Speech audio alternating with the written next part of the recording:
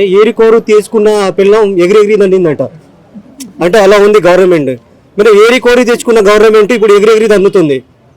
ఎంత నియంత్రితంగా పరిపాలిస్తుందంటే, ఎంత నియంత్రితంగా వ్యవహరిస్తుందంటే గవర్నమెంట్ ఇంత గత ప్రభుత్వంలో అయినా సరే ఏదైనా ధర్నాలు చేసినా, లేకపోతే ఏదో ఒక చిన్న రాస్తారోకోలు చేసినా, లేకపోతే స్టూడెంట్ ఏదో రోడ్డు మీద పోయినా ఏదైనా మేము అనుకుంటే అది జరుగుతుండే కనీసం.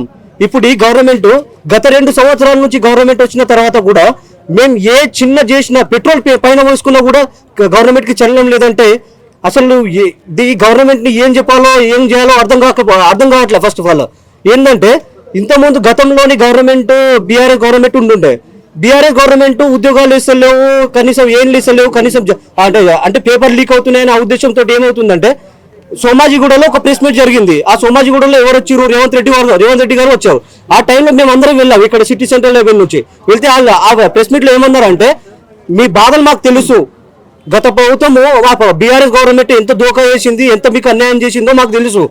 మా గవర్నమెంట్ వచ్చిన తర్వాత సంవత్సరంలో 2 లక్షల ఉద్యోగాలు మిమ్మల్ని కల్పిస్తాను, మీ బాధలు నాకు తెలుసు, 5 రూపాయల భోజనం తిన్నారు నేను కళ్ళారా చూశాను అని అన్నాడు రేవంత్ రెడ్డి.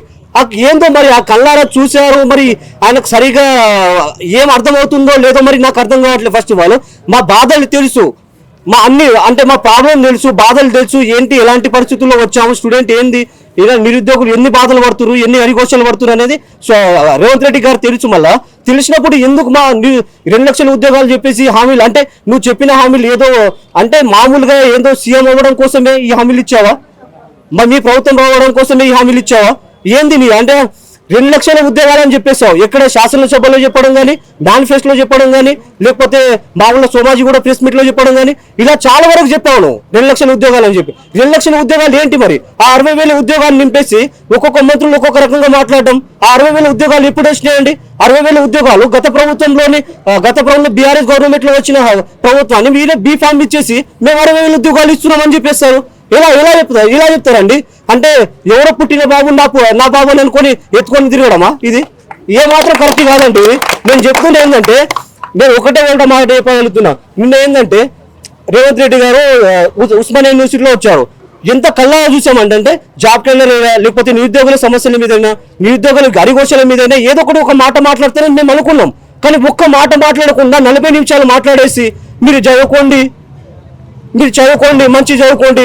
ఇంకోటి ఏంటంటే స్థానిక ఎలక్షన్లో మేము పైన అధికారంలో మేము కాంగ్రెస్ గవర్నమెంట్ ఉన్నాము. ఆ కాంగ్రెస్ గవర్నమెంట్ ఉన్నాం కాబట్టి మీరు స్థానిక ఎలక్షన్లో కాంగ్రెస్ ఓటేయకుండా బీఆర్ఎస్ కానీ వేరే పార్టీకి వేస్తే మీకు ఇలాంటి పరిపాలన జరుగుతుంది ఇండైరెక్ట్ గా చెప్తుండ్రు మాకు అందరికి. ఇదేంటి అసలు?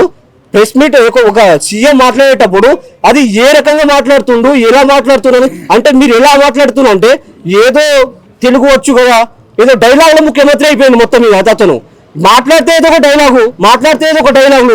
ఇప్పుడు ఏంటంటే స్థానిక ఎలక్షన్లు జరుగుతున్నాయి. స్థానిక ఎలక్షన్ జరగగానే ఎక్కడో సూర్యాపేటకి వెళ్ళడము, లేకపోతే వరంగల్కి వెళ్ళడము, అక్కడ ఒక 1,000 కోట్ల హామీలు ఇవ్వడము, శంకుస్థాపనలు చేసుకోవడము. ఇదా గవర్నమెంట్ అంటే? అడ్మినిస్ట్రేషన్ పడిపోయిందండి మొత్తం గవర్నమెంట్ లో. అడ్మినిస్ట్రేషన్ లేదు. 30 లక్షల ఉద్యోగాలు, 35 లక్షల నిరుద్యోగులు కూడా ఇప్పుడు అరిఘోషలు పడుతున్నారు అని ఆల్రెడీ రేవంత్ రెడ్డి గతంలో గవర్నమెంట్ కి ఆల్రెడీ తెలుసు. రేవంత్ రెడ్డికి ఏంటనేది మేము ఇప్పుడు ఒకటే చెప్పగలుగుతున్నాం. మాకు ఒకటే ఒక ఓట్ బ్యాంక్ ఉంది, ఓట్ హక్కు ఉన్నది. దాని ద్వారా ఏం చేయాలని అది చేస్తాం. గత ప్రభుత్వాన్ని దింపినాం, ఈ గవర్నమెంట్ దింపడానికి ఏ మాత్రం ఆలోచించాం. దీన్ని కూడా ఎలాగో తీసుకొచ్చినామో అలాగే దింపి ఆడేస్తాం అంతే.